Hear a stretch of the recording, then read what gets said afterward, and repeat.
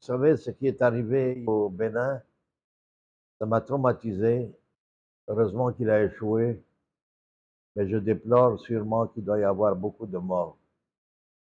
Parce que dans des tentatives comme ça de coup d'État, il y a des morts certaines.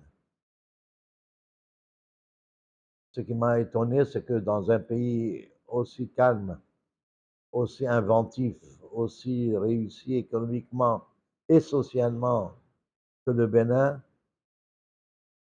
dans sa prospérité actuelle, qu'on lui fasse un coup d'État.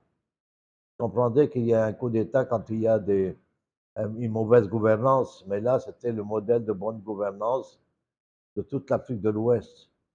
Alors, je ne comprends pas qui sont derrière ce coup d'État.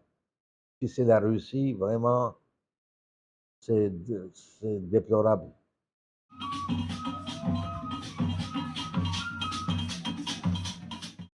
Donc, il a renoncé officiellement de prendre son troisième mandat, de faire un troisième mandat.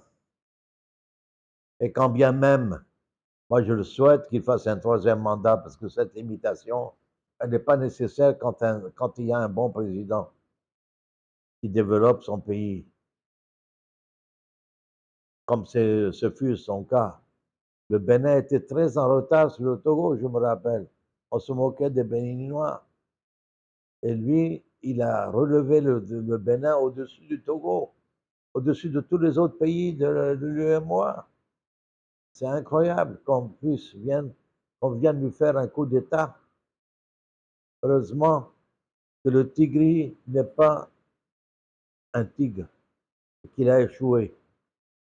Grâce à l'aide de, cette fois-ci, la CEDEAO a servi à quelque chose. C'est le Nigeria qui est intervenu pour bombarder les putschistes. Et pour une fois, la CEDEAO a servi à quelque chose. Ça, je remercie le Nigeria et la CEDEAO dans ce cas-là.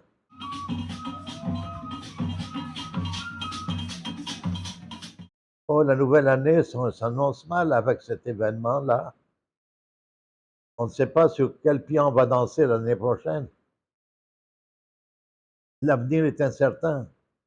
Déjà, dans le monde développé, il y a des tensions à n'en plus finir. On ne sait pas où va aller Trump, où va aller Poutine, où va aller la Chine, où va aller la Chine et Taïwan. Il y a une déstabilisation totale de l'hémisphère nord, qui est le pays développé de l'OCDE. Et nous, qu'est-ce qu'on va devenir? Déjà, dans cette déstabilisation du Nord, nous sommes déjà exploités au maximum du fait de la mauvaise gouvernance de nos pays. Alors, je ne sais pas qu'est-ce qu'on va devenir. Il y a un gros point d'interrogation. Je suis très inquiet pour l'avenir. Vous savez déjà, dans l'hémisphère nord, l'espoir n'est pas permis parce qu'il y a un déséquilibre total dans tous les pays de l'Union européenne, dans tous les pays d'Asie et d'Amérique. Alors, comment eux qui sont développés déjà bien en avance par rapport à nous, comment voulez-vous que nous réagissions? On continue à nous gouverner comme d'habitude, il n'y a pas de changement. Nous continuerons à être pillés comme dans le passé. Moi, je n'ai pas d'espoir, je ne suis pas optimiste. À moins d'un miracle, comme cela s'est passé il y a 65 millions d'années, où, où, où un météorite est tombé dans le golfe du Mexique et il a fait disparaître tous les dinosaures. Il faudrait nous débarrasser des dinosaures qui nous gouvernent. Il faut un miracle pour ça. Parce qu'il y a 54 gouvernements à arranger, à remettre sur le droit chemin. Amen.